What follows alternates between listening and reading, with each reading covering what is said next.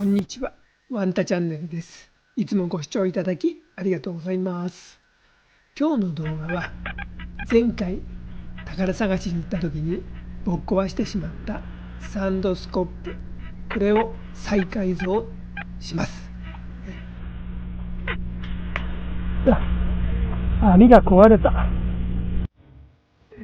ここが外れちゃったので力がかかんなくて、とってもすごいのができましたのでね、早送り、ほとんど早送りですが、どうぞご覧ください。